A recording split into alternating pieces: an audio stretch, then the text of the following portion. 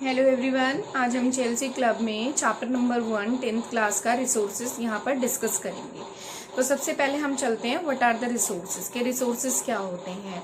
कोई भी थिंग जिसकी वैल्यू होती है, जिसको आप यूटिलाइज करते हो, जो प्रोडक्शन में भी हेल्पफुल होते हैं और जो हमारी लाइफ को बहुत ईजी कर देते हैं, इवन हमारी नीड को सेटिस्फाई करते हैं, that is called your resources. अब हम सब इसके अंदर एक पार्ट लेते हैं what are the natural resources के नेचुरल रिसोर्सेज क्या होते हैं। तो natural resources are those resources which are present in the nature, जो नेचर के अंदर प्रेजेंट होते हैं, जिसमें ह्यूमन बीइंग का कोई रोल नहीं है, हम उसको ग्रो अप नहीं करते, itself it is a present और it is prepared by the nature, जो नेचर के थ्रू ही प्रिपेयर्ड हुआ है, जिसको मिलियन बिलियन ईयर्स लगे हैं। ओके, तो इसका एग्जाम्पल हम ले लेते हैं, जैसे सनलाइट हमने ले लिया, कोल ले लिया, पेट्रोलियम हो गया, इसमें ह्यूमन बीइंग का कोई रोल नहीं है, ये नेचुरल ही प्रेजेंट है अर्थ के ऊपर। फिर इसके बाद हम लेते हैं human resources. What are the human resources?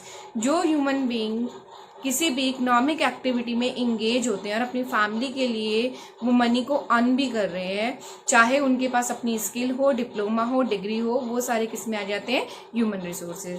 जैसे हम स्कूल का एग्जांपल लेते हैं कि जो टीचर्स होते हैं वो क्या करते हैं, ह्यूमन रिसोर्स को फ्यूचर के लिए प्रिपेयर करते हैं, because you are sitting in the school and you are studying. तो आप यहाँ पर ह्यूमन रिसोर्स नहीं हो, बट आप फ्यूचर में ह्यूमन रिसोर्स हो जाओगे जब आप किसी भी इकोनॉमिक एक्टिविटी में इंगेज हो जाओगे और अपनी फैमिली के लिए अर्न करोगे। और जो भी आप अर्न करोगे वो किस में कंट्रीब्यूशन जाएगा? आपका कंट्री के जीडीपी में और एनडीपी में भी कंट्रीब्यूट होगा। ओके, कंट्री की इनकम के अंदर उसका कंसीडर किया जाएगा। अब इसके बाद हम डिस्कस करेंगे ह्यूमन मेड रिसोर्सेज कि ह्यूमन मेड रिसोर्सेज कौन से होते हैं, जिसको ह्यूमन बीइंग ने तैयार किया है। आप कोई भी रिसोर्स ले लो, जैसे पेट्रोलियम के अंदर कैरोसिन होता है, वैक्स होता है और उसमें सीएनजी गैस भी होती है, बट ह्यूमन बीइंग उसको डायरेक्ट यूज नहीं करता, उसको एक्सट्रैक्ट करता है रिफाइनरी से। ओके, फिर उसको क्या करते हैं, रिफाइनरी में डाल के उसमें से वैक्स को सेपरेट किया जाता है, केरोसिन को अलग किया जाता है, ऑयल को अलग किया जाता है, सीएनजी गैस को अलग निकाला जाता है, पेट्रोल को अलग निकाला जाता है। जब इनको सबको सेपरेट कर देते हैं तो वो क्या हो गया, अब ह्यूमन बीइंग के कंसिडरेशन में आ गया है कि हम उसको यूज कर सकते हैं प्रॉपर, तो वो क्या हो जाएगा, ह्यूमन मेड हो जाएगा। सपोज मैंने वुड कहाँ से ली, एक जंगल यानी एक फॉरेस्ट से ली, बट उस वुड को मैंने किस में कन्वर्ट कर दिया, मैंने एक टेबल में कन्वर्ट कर दिया, तो वो मेरे लिए क्या हो गई, टेबल। वो ह्यूमन मेड रिसोर्सेज ही हो गई मेरे लिए, क्योंकि मैंने उसको तैयार किया है। अंडरस्टैंड? अब इसके बाद हम करते हैं क्लासिफिकेशन ऑफ द रिसोर्सेज कि क्लासिफिकेशन ऑफ रिसोर्सेज को आप किस तरीके से डिस्कस करोगे। सबसे पहले हम लेंगे यहाँ पर जो हमारी क्लासिफिकेशन है, हम ओरिजिन बेस पे लेते हैं। ओके, कि यहाँ पर जो ओरिजिन बेस पे हमारे दो तरह के रिसोर्सेज होते हैं। Number 1 the biotic and second is abiotic. Biotic resources कौन से होते हैं? जिसके अंदर लाइफ होती है, जो सर्वाइव करते हैं, जो ब्रीथ करते हैं। ओके, ए बायोटिक कौन सी हो गई? जिसके अंदर ब्रीथ की रिक्वायरमेंट नहीं है, वो सिर्फ डेड है।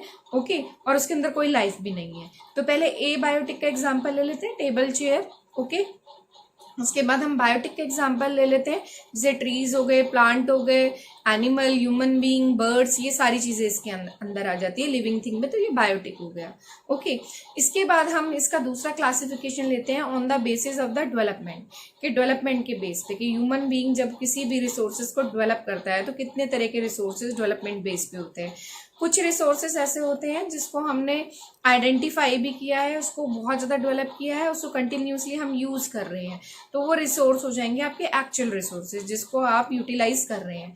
अब कुछ रिसोर्सेज ऐसे हैं, हमने एक एरिया आइडेंटिफाई कर लिया कि यहाँ पर रिसोर्सेज है, बट हम उसको फ्यूचर में यूज करेंगे। कहाँ पर यूज करेंगे?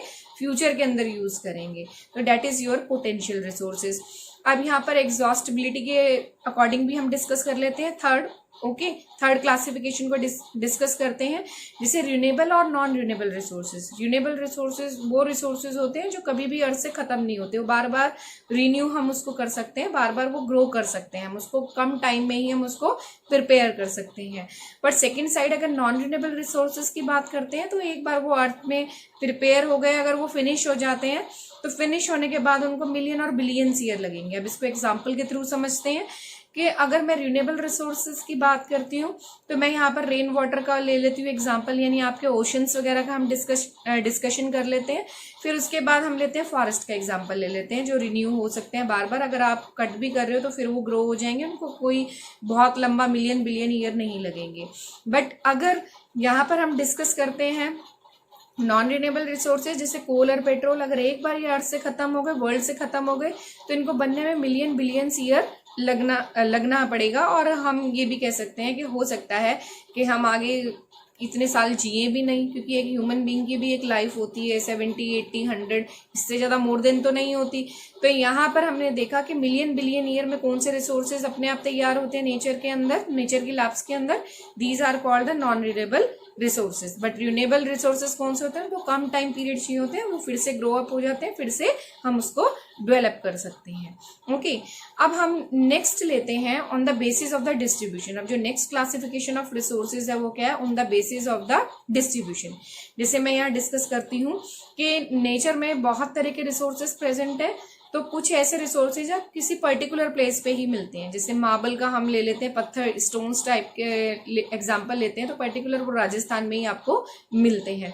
उसके बाद हम कहते हैं यूबिक्यूटस रिसोर्सेज। कौन से रिसोर्सेज होते हैं, जो चारों तरफ प्रेजेंट है, वर्ल्ड में चारों तरफ है, उसकी क्वांटिटी को हम मेजरमेंट नहीं कर सकते कि वो कितनी क्वांटिटी में है और कहाँ कहाँ तक वो स्कैटर्ड हुए हैं, और वो उसका एरिया, उसका स्कोप कितना लार्ज है, उसको भी हम मेजर नहीं कर सकते। जैसे हम एयर कर लेते हैं, इंसोलेशन, हीट ऑफ द सन भी हम उसको बोल सकते हैं। तो ये थी सारी की सारी क्लासिफिकेशन ऑफ रिसोर्सेज की।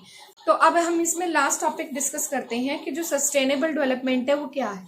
सस्टेनेबल डेवलपमेंट है कि हमने फ्यूचर के लिए कुछ रिसोर्सेज छोड़ दिए हैं अपनी नेक्स्ट जनरेशन के लिए, कि जितने हमारे रिसोर्सेज हैं हम सारे के सारे उसको एक साथ यूज नहीं करेंगे, उसको एक साथ कंज्यूम नहीं करेंगे, उसको स्लोली, और उसको जितना भी रिक्वायरमेंट है हम उतना ही यूज करेंगे। अगर उसके अल्टरनेट रिसोर्सेज हमें मिल जाते हैं तो हम वो भी यूज करेंगे। जैसे कुछ रिसोर्सेज हैं कि अगर वो अर्थ में प्रेजेंट है अभी, और अगर हम उनको ज़्यादा से ज़्यादा यूज़ करेंगे, मैक्सिमम यूज़ करेंगे, अगर वो फिनिश हो गए तो मिलियन बिलियन ईयर्स में प्रिपेयर होंगे, उन्हें बहुत लंबा टाइम लगेगा प्रिपेयर होने में, तो इसलिए हम उसके अल्टरनेट रिसोर्सेज भी यूज़ करते हैं। बट कुछ रिसोर्सेज ऐसे हैं जो बहुत एम्पल अमाउंट में है, तो उसको हम कंटिन्यूसली यूज़ करते हैं। तो यही है हमारी सस्टेनेबल डेवलपमेंट के you should consider your future also, और कुछ चीज़ें हम फ्यूचर के लिए भी छोड़ देंगे आने वाली जनरेशन के लिए। सबसे पहले conservation of the resources. Conservation of resources का मतलब है कि you are the educated, you have a knowledge, you analysis and describe each and everything. Quantity को आइडेंटिफाई करना है रिसोर्सेज को, हमें नॉलेज होनी चाहिए कौन सा रिसोर्सेज कहाँ पर है, उसकी डिस्ट्रीब्यूशन की नॉलेज होनी चाहिए। फिर हम उसको आइडेंटिफाई करेंगे कि रिन्यूएबल रिसोर्सेज है या नॉन रिन्यूएबल है, कि ये कितना क्वांटिटी में प्रेजेंट है, उसका टेक्सचर क्या है, क्या इसके ऑल्टरनेट्स हमारे पास हैं। तो ये सारी की सारी स्टडी करने के बाद हम एक पूरा का पूरा रिपोर्ट तैयार कर लेते हैं, और उसके बेस पे हम देखते हैं कौन कौन से रिसोर्सेज को हम प्रोटेक्ट करेंगे। Okay, I think so you understand this chapter. Thank you very much.